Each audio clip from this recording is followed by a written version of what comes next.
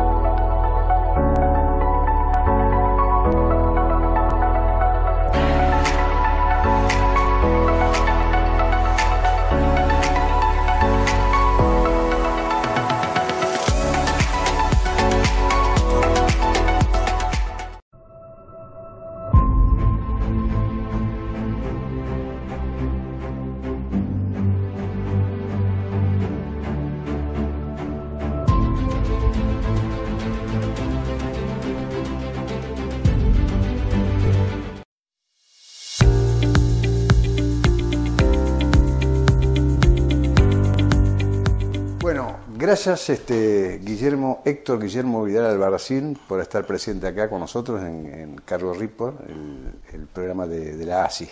Como siempre que te solicitamos, estás presente.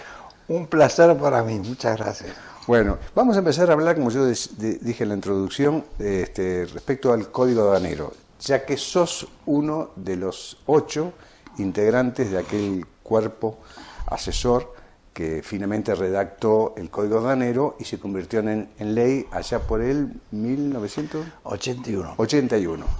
Pero que... Septiembre del 81. En septiembre se promulgó antes, en marzo, ¿no? Pero en septiembre entró en vigencia. Bueno, yo creo que los despachantes de aduana y todos los actores del comercio exterior saben de qué estamos hablando. Pero lo que sospecho que muy pocos deben conocer es la historia de cómo se redactó, cómo fue esa comisión, porque tengo entendido que fue un trabajo, leí bastante de eso, un trabajo muy arduo, eran todos muy jóvenes, todos especialistas. Contanos, ¿cómo los convocaron y cómo fue el trabajo? Para mí es muy grato recordarlo porque fue uno de los momentos más lindos de mi vida. Más lindos en el sentido de costo-beneficio, es decir, sacrificio, con un muy buen resultado. ¿Viste? Muchas veces por ahí uno se embarca en una tarea de legislación y no sale, no se dicta y va a los archivos.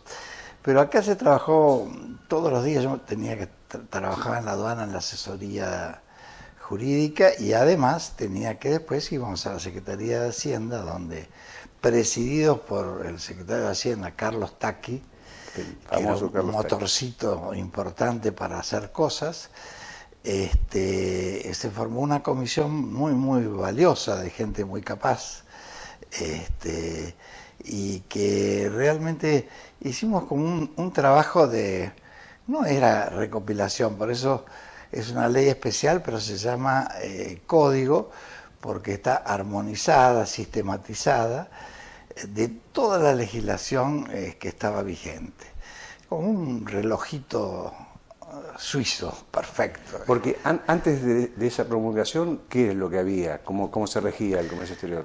Bueno, antes de esta promulgación, es decir, arrancamos en 1876 con las ordenanzas de aduana y eran un sistema de recopilación, es decir, iban dictándose leyes que se iban reordenando. Entonces, las modificaciones eran Ley de Aduana 1959, texto ordenado 1959. Después salía otra, texto ordenado 1972. Entonces eran parches que formaban como un sistema mosaico que nadie sabía bien qué era lo que estaba vigente y no vigente. A veces la reglamentación se oponía o se superponía con la norma, es decir, en vez de aclarar, se contradecía. Era un laberinto. Un laberinto, disperso todo, mosaico, ¿no? Se llama porque bueno, es un sistema, claro, que parches. Y bueno, el hecho de que todo eso se le pueda dar forma de una manera armoniosa, donde todo responde a todo, es decir, hay parte penal, parte operativa, parte, digamos, de la regulación de los operadores de comercio exterior, todos tenían ahí como un estatuto. Bueno, creo que fue muy importante como avance para seguir trabajando, perfectible, por supuesto. Pero lamentablemente las reformas posteriores, esto estamos hablando de 1981, bueno, con más de 40 y pico de años, y sigue vigente. Lo que ocurre es que las normas han ido emparchando, buscando corregir algunas cosas parciales y le han quitado en muchos aspectos su dinámica, esa armonía de la que hablé al principio. Que se había logrado, claro. Se fue complicando, ya sea para implementar el sistema María, para agravar un poco las penas, siempre para alguna causa puntual se resolvía un aspecto que rompía un poco esa parte armónica que dije al principio. Así que siempre pretendíamos, porque vuelvo a insistir, era una obra que merecía ser legislación base, pero que además fuera adaptada sobre la base de lo que ya se había hecho.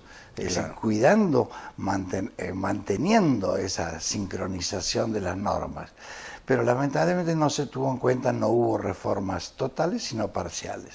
Y eso la fue minando, o la fue deteriorando a la legislación, y hizo que hoy en día, en muchos aspectos, no tenga una vigencia absoluta, ¿no? Ahora, para lograrlo, sé que trabajaron arduo durante varios años, ¿no? Se reunían todos los días. Sí, nos reuníamos todos los días después de trabajar en la aduana, bajo la presidencia de Carlos Taqui. Taqui era el secretario de Hacienda, pero no era un aduanero, era un tributarista de nota y con mucha fuerza para lograr cosas.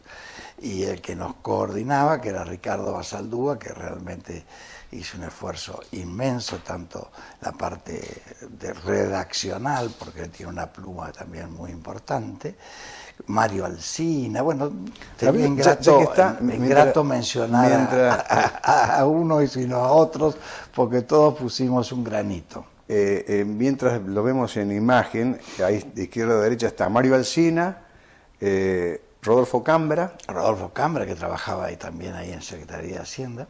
Ajá. Francisco Pancho García, él era aduanero. Bueno, ahí merece un párrafo especial. Los dos aduaneros, Francisco Pancho García y Laureano Fernández, trabajaban en la aduana muchísimos años, eran como unas bibliotecas ambulantes, y fueron los que le dieron una dinámica realista al código. Claro. Y yo siempre digo, por la experiencia que tuve, qué bueno es cuando una reforma tiene en cuenta la realidad. Entonces, yo me acuerdo haber trabajado un aspecto, una cuestión, y bueno, con esa mentalidad de abogado, querer hacer un preciosismo, una frase perfecta, y ellos nos miraban, tanto Pancho como Laureano, nos miraban como diciendo, sí, eso está muy bien como ideal, Pero con la aduana que tenemos en Claro. la parte, digamos, Algo nuestra, práctico. a la práctica no puede funcionar, porque yo recuerdo que en el año tal se hizo una norma parecida y se cerró el puerto. Entonces nos volteaba ese volar que teníamos como abogados con situaciones muy, muy Bueno, reales. pero coordinaban perfecto. Bueno, es que era lo que se necesitaba. Claro, Si claro. hoy en día las normas pusieran, es decir, las comisiones redactoras pusieran idóneos, no necesariamente abogados, sino idóneos, Sí, sí, sí. que sepan qué efecto van a tener las normas que están promulgando. Sería otra cosa. Sería otra Sí, cosa. sí. Serían prácticas. Siguiendo con, bueno, Leonardo Fernández es el que está al lado de Pancho García, después venís vos, Ricardo Basaldúa, Bueno, Enrique Barreira, Enrique Barreira, un baluarte realmente, un una baluarte, persona muy importante. y Juan Corte Otra persona de una capacidad absoluta, y que eran personas que se debatían, todas las cosas se debatían. Y entonces era muy importante cómo una idea se iba formando a través de la opinión de todos, y principalmente con lo que te dije recién, un criterio práctico. Y cuando ustedes tuvieron listo, digamos lo que sería el proyecto, anteproyecto, ¿eso lo presentaron ante el Ministerio de Hacienda? Exacto, sí. Y después, y ustedes creo que propusieron que también participara el sector privado. Bueno, con sugerencias. durante la elaboración se recibían propuestas de todas las cámaras sobre los distintos aspectos que había que tratar, y hubo como un debate parlamentario sin parlamento, en el sentido de hacer un ida y vuelta en el durante. Y por supuesto después, a través de la autoridad, se lograba que predominara un criterio. Claro. Pero era muy, muy importante oír a todos los sectores, y eso fue muy, muy, muy valioso en una norma, porque era dinámica y además era realista. Fíjate que esto me lleva a pensar, ¿no?, que distintos son los tiempos, porque en el gobierno de Macri fue el último año, creo, cuando Argentina adhirió al Acuerdo de Facilitación de Comercio de la OMC, que entre otras cosas dice que tiene que haber un comité donde precisamente lo conforman las autoridades y también el sector privado, que es fundamental para eso. Y eso al final del 2019 nunca se resolvió, que a diferencia, digamos, de lo que le pasó con el Código Aduanero. Bueno, está marcando algo muy, muy importante, porque la crítica actual hoy en día es que a través de las reformas que se han ido llevando a cabo, vemos que hay una falta de conocimiento de cómo es la mecánica, cómo es la actividad, porque se está permitiendo a través de un DNU, el DNU 70 del año 23, que declaren los declarantes, que el documentante sea un declarante. Un declarante es un tercero y no se le está exigiendo idoneidad. Bueno, de eso es el tema que quería hablar, porque vos no solo que conocés el tema, sino que además patrocinaste o patrocinaste al Centro Despachante de Aduana, del cual sos asesor, con el amparo que se presentó. Eso concretamente, quiero saber, con el famoso ese DNU 70 del 2023, el despachante de aduana, prácticamente, la figura de aduana queda como eliminado. Sí, no sé si me gustaría decir dos palabras previas. Por supuesto. Yo lo que quería marcar es que todos los acuerdos internacionales, vos hablabas del acuerdo de facilitación, pero la Convención de Kioto, hablan de la importancia que tiene en la actividad del comercio internacional la interrelación entre el sector privado y la aduana. Por supuesto. Ahora, para que sea productivo esa interrelación, tiene que ser un sector privado calificado, un sector privado capacitado. Y si vos permitís que cualquiera declare, es decir, sin tener ningún tipo de capacitación, yo creo que en vez de ayudar está entorpeciendo. Entonces este decreto que se llama de desregulación está de alguna manera desordenando lo que realmente estaba camino a ser mucho más efectivo. Y concretamente con el tema de los despachantes, que es a lo que me estoy refiriendo cuando hablo de idoneidad, bueno, se hizo un amparo porque yo diría que hoy en día el despachante es una carrera en extinción. Y yo me pongo en el lugar de un despachante. Veo que ha tenido todo un desarrollo, porque el despachante era un gestor, un mero llevador de trámites o hacedor de trámites, y se fue perfeccionando, fue mejorando, fue estudiando, capacitando, y llegó a ser un asesor de comercio internacional. Sí, un auxiliar importantísimo. Auxiliar del servicio aduanero. Claro.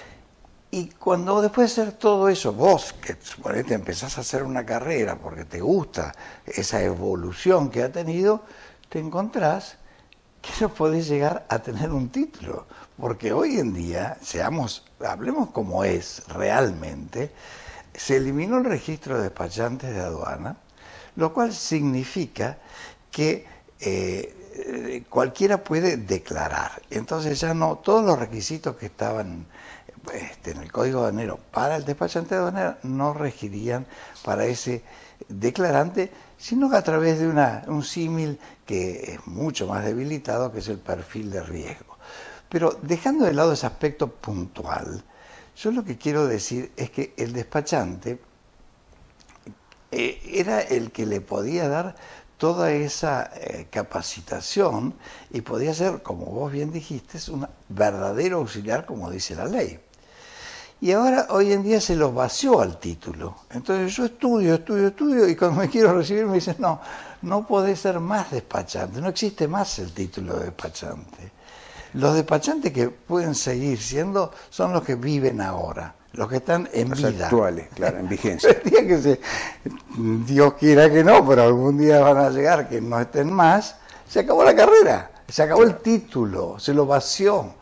De una manera muy artera, digamos. Muy grosera. Sí, es como una competencia desleal. Claro, porque ¿no? además, fíjate, no sé exactamente el porcentaje, pero de las pymes, exceptuando las grandes empresas que obviamente tienen su despachante propio, las pymes, que son la mayoría las que mueven todo, no tienen por ahí la capacidad de tener un departamento de comercio exterior. Entonces, ¿en quién se basa? En el despachante, que es el que conoce, el que conoce todos los vericuetos, todo, ¿no? Bueno, cuando yo en la capacitación, yo soy docente, en la capacitación lo que más querés es hacerles ver la importancia de la idoneidad, de ir perfeccionándose, temas muy complejos, la clasificación, la valoración.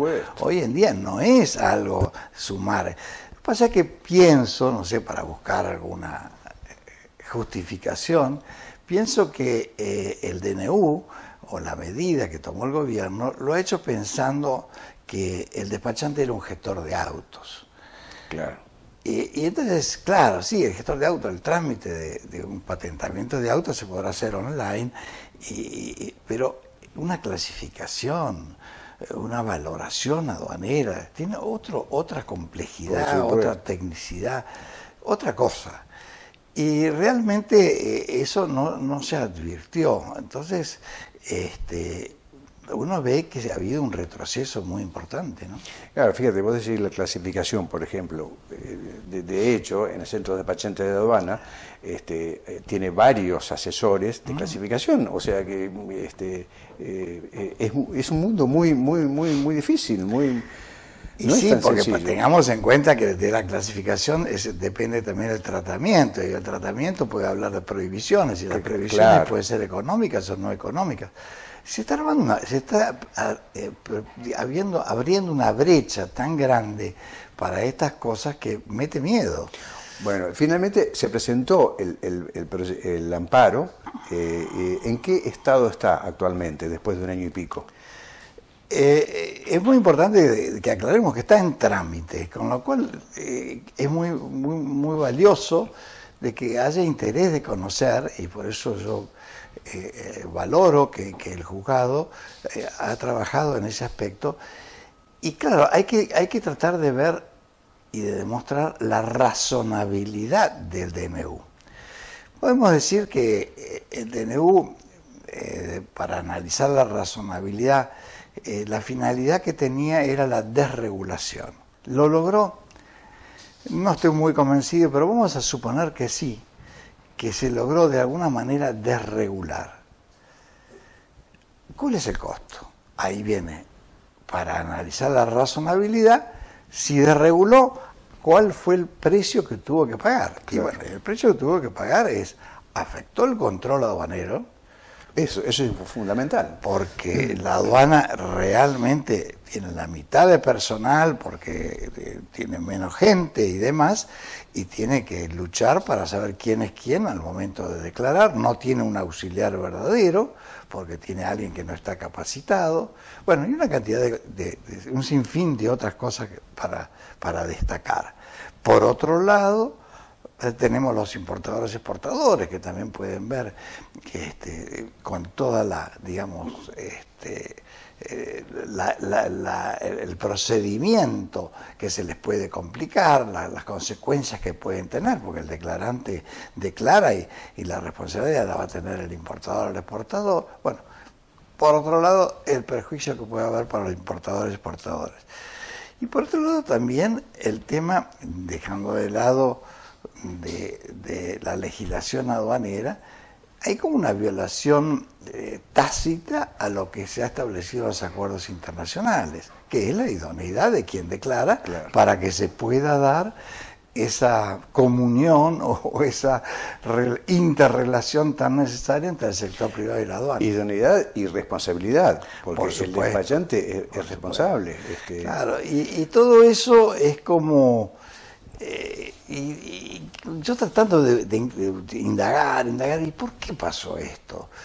Porque fue de un día para otro y de golpe. Y entonces, claro, no está dicho en la letra del DNU, pero se percibe cuando los funcionarios hablan de esta medida, hablan como que había mucha corrupción. Entonces, se combate con esta desregulación y la eliminación del despachante, porque el despachante era corrupto. Y ahí entonces hago un análisis que es para que uno pueda decir que el despachante, o todos los despachantes, eso es un mal argentino, un deporte nacional, generalizar sin analizar cada caso es muy, digamos, es gratuito para los que no lo son, pero además de que es perjudicial gratuitamente, un facilismo que no debe existir, esa situación no es real, porque evidentemente si yo digo que todos los despachantes son corruptos, tiene que haber otro, porque si todos los despachantes son coimeros, bueno, entonces hay alguien que reciba el cohecho, entonces tiene que haber un aduanero. Claro. Entonces suprimamos la aduana, claro, y ahí sí desregulaste del todo. Claro. Si se acabó la aduana, se desreguló. Exactamente, a eso quería ir, porque estamos hablando del despachante, pero no hablamos del Es que no puede existir, si uno tengo del otro lado a alguien que hace lo que yo digo por un precio o por lo que sea, evidentemente no puede funcionar. Por supuesto. Entonces está hecho de una manera muy rara, es decir, que uno dice, pongamos un poco de racionalidad. Aparte también creo que se habló en los argumentos del costo, y el costo es ínfimo. Eso es una falsedad. Es ridículo directamente. Sí, y además todas estas cosas además se pagan más caro, porque si yo pongo a alguien que no es idóneo, voy a tener todas las consecuencias del mal tratamiento o del mal trámite. Claro, sí. Sí, ahora dejando de lado este tema, que es el que más importa, por supuesto, del despachante, otras regulaciones creo que fueron importantes, ¿no? Sí, hubo muchas importantes, pero lo que yo voy, porque si no sería muy largo, analizar cada una de las cosas, es decir, desde el punto de vista del libramiento de la mercadería, hay muchas medidas muy buenas que se tomaron de una reforma del Código Aduanero. Y ahí entonces podemos decir, ¿por qué si hace un par de años se reunieron todas las cámaras con miembros también de la comisión del Código Aduanero, que no se pensaba, no se puede modificar el código, no, había que cambiarlo. Se trabajó también 1 año y pico consultando el sector, todo el sector privado, y le llevó ese trabajo que está hecho y a disposición de quien quiera. Enrique Barreira tiene una revista en el Instituto de Estudios Argentinos Aduaneros, sí, muy valiosa. Ahí está en el número 24, lo recomiendo, toda la reforma que se hizo del Código Aduanero. ¿Por qué no se empezó a trabajar sobre eso? En cambio, se tomaron algunas cosas que se me echaron en el decreto, pero se tomaron, vuelvo al parche, vuelvo a la situación, sin la coordinación y sin la asimetría necesaria. Y ahí también uno ve que realmente no hay intención de hacer las cosas bien, porque realmente está hecho el trabajo y se le llevó a la aduana, y la aduana tomó todo este proyecto privado y lo dejó dormir, está dormido ahí. Por otro lado, sale toda una movida actual de una comisión al Ministerio de Justicia para trabajar un código penal amplio que cubre todas las leyes especiales, incluyendo la aduanera. Sí. Y ahí entonces los delitos aduaneros estarían regulados dentro de un código penal. Pero alguien se preocupó en la correlación de ese código penal con la ley especial, porque la contracara del contrabando es la infracción. ¿Y la infracción cómo queda? ¿Quién la regula y cómo se sanciona? ¿Se superponen? Va a haber una situación dual, es decir, ¿quién dice cuándo es una cosa y otra cosa? Es decir, no se aprovechó todo el camino andado. Qué pena, ¿no? Porque realmente tanto vos como las demás personas que nombraste, Barreira, y muchísimos los que integraron esa comisión redactora, personas idóneas. Qué pena que desde el gobierno no los consulten. Yo estoy de acuerdo, porque no es que yo quiero que me consulte a mí o a Barreira, no. Pero que se den cuenta que se trabajó entregando el trabajo para que haya una base. Hay que seguir trabajando sobre una línea que había. Ahora, claro, si el decreto rompe y parte en dos, por ejemplo, rompe toda la parte disciplinaria. Estaba hecho en el Código Aduanero, cada uno de los operadores tiene su estatuto, incluso hasta se repite para facilitar uno de otro, con las variantes o características propias. Y realmente todo eso no se tuvo en cuenta, y ahora al eliminar los registros se eliminan también el régimen disciplinario, y estamos en tierra de nadie. Claro. Es decir, yo digo, uno no quiere que pasen las cosas, pero como todo tiene que ser, cuando se ve el resultado recién se actúa. Tiene que haber una brecha, un lavado de activos, un contrabando de drogas o de sustancias peligrosas a través de todo este sistema desprotegido, para darnos cuenta de las falencias que existen. Y el ideal sería que no. Guillermo, para ir finalizando, yo sé que sos muy familiero con tus hijos, con tus nietos. Guillermo, yo te agradezco muchísimo que hayas estado presente, porque siempre, como dije al principio, cada vez que te solicitamos, vos estás. Y sos una persona que tiene una capacidad, un conocimiento, una idoneidad que ya todo el mundo conoce. Así que... Yo te agradezco a vos. Cuando hablas de familia, yo también estoy muy orgulloso, porque tengo hijos, tengo 2 hijos abogados, para mí muy importantes en su trayectoria. Pero te agradezco porque creo que esta charla que hemos tenido es importante para marcar que no tiene que desaprovecharse todo el camino andado. No hay ningún interés especial, nada más que seguir avanzando en algo que estaba muy bien encaminado. Y aportar, por supuesto, aportar, sí. De eso no hay ninguna duda. Guillermo, nuevamente, muchas gracias. Gracias a vos. Bueno, nosotros nos despedimos hasta el próximo programa.